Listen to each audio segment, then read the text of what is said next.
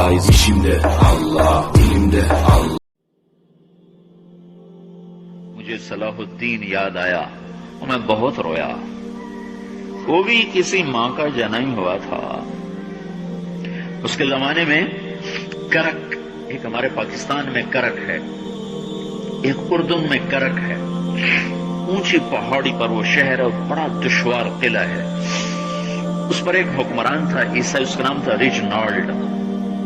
تو کرک کے قریب سے قافلے گزرتے تھے حج کے. تو اس نے ایک دفعہ حاجیوں کے قافلے پہ حملہ کیا اور کہنے لگا بلاؤ اپنے محمد کو تمہاری مدد کر، اور سارے حاجیوں کو تعطیل کر دیا. اور دوسری دفعہ اس نے بحری بیڑا تیار کیا اور مدینے پر حملہ کرنے کے لیے وہ بندرگاہ تک پہنچا یمبو کی، لیکن موسمی حالات سازگار نہ تھے تو واپس ہو گیا. تو حطین کی لڑائی ہوئی ہے فلسطین میں، جس میں سارا یورپ اپنی طاقت کے ساتھ میدان میں اترا تھا، اور ادھر تنہا صلاح الدین ایوبی رحمۃ اللہ علیہ اکیلا اس لشکر سے ٹکرایا تھا. اور انہیں اس میں ساری رومن امپائر کو شکست ہوئی تھی. تو بڑے بڑے بادشاہ اس میں گرفتار ہوئے. تو اس میں ریجنالڈ بھی گرفتار ہو کے آیا. تو کوئی 12 بادشاہ تھے ریاستوں کے جو سامنے اس کے پیش کیے گئے.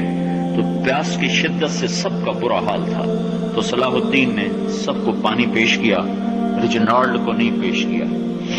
تو یروشلم کا جو بادشاہ تھا ہم فرے، اس نے اپنا پانی بچا کے اس کو دیا.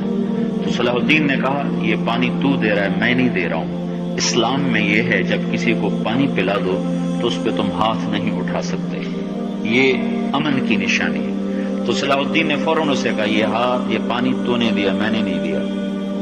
تو پھر انہوں نے ریجنالڈ کو اسلام کی دعوت دی کہ تو مسلمان ہو جا، میں تجھے دعوت دیتا ہوں. اس نے انکار کرنے کا، میں نہیں ہوتا. تو انہوں نے کہا میں نے تیرے قتل کی 2 دفعہ قسم کھائی تھی. ایک جب تو مدینے پہ حملہ آور ہوا تھا تو میں نے قسم کھائی تھی میں تجھے اپنے ہاتھوں سے قتل کروں گا.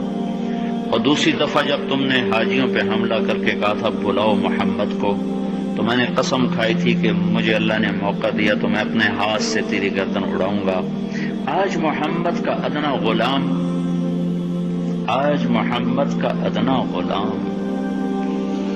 تیری اس بات پر یہ فریضہ ادا کرنے کے لیے آ رہا ہے. اور اپنی تلوار سے اس کی گردن اڑائی. وہ پیچھے لٹک گئی، پوری نہیں اڑی، پیچھے لٹک گئی. خوفناک منظر بن گیا.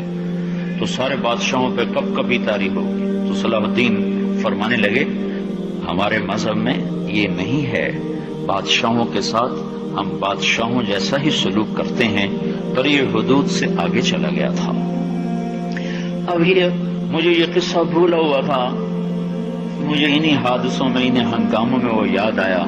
تو بعد تنہائیوں میں بیٹھ کے بے بسی کے آنسو بہ جاتے ہیں، اور اس کے سوا کوئی چارہ نہیں ہے. ہماری ساری نسل موسیقی میں ڈوب چکی ہے. جو بدن سرتال پہ تھرکتے ہوں، جو بدن موسیقی کے اوپر ہلتے ہوں، رقص میں آتے ہوں، ان پہ کانٹے ہی اگیں گے. ان پہ صلاح الدین کا پھول نہیں اگ سکتا، ان میں محمد بن قاسم کے پھول نہیں اگ سکتے. بانجھ ہو گئی ہے ہماری نسل. اور یہ یورپ کا سحر جو چل گیا ہے، ہماری بے بسی ہے.